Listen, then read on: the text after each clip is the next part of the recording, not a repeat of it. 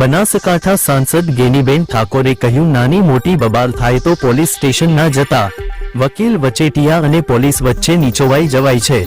બનાસકાંઠાના દિયોદર તાલુકાના અસાણા ગામમાં સાંસદ ગેનીબેન ઠાકોરનું ફરી એક મોટું નિવેદન આપીને ખળભળાટ મચાવ્યો છે. ધાર્મિક પ્રસંગમાં ગેનીબેન ઠાકોરે જણાવ્યું કે અમુક ગામની વસ્તી કરતા તો પોલીસ સ્ટેશનમાં ફરિયાદો વધારે હોય છે. નાની મોટી બબાલ થાય તો પોલીસ સ્ટેશન જવાના બદલે ગામના આગેવાનો ભેગા મળી ન્યાય કરજો. ઝઘડો થાય તો પોલીસ સ્ટેશન ના જતા સમાજ કુટુંબને ભેગા મળી અને ન્યાય કરજો.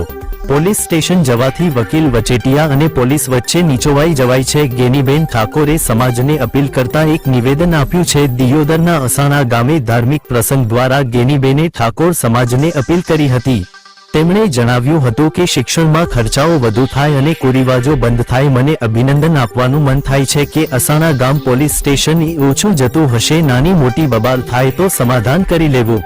તેમણે ઉમેર્યું હતું કે જો પોલીસ ફરિયાદ દાખલ થાય ત્યારબાદ અનેક ખર્ચાઓ થતા હોય છે અને જો ના છૂટકે પોલીસ સ્ટેશન જવું પડે તો એ વસ્તુ અલગ છે. ગેનીબેન ઠાકોરે ભારપૂર્વક જણાવ્યું હતું કે નાની મોટી બબાલ થાય તો ઘરમાં પતાવી દેજો. સમાજવાળા ન્યાય કરશે તેવો પોલીસવાળા નહીં કરે. ગેનીબેન ઠાકોરે સમાજને સમાધાનકારી વલણ અપનાવવા ટકોર કરી છે. કે એસ ન્યૂઝ બનાસકાંઠા.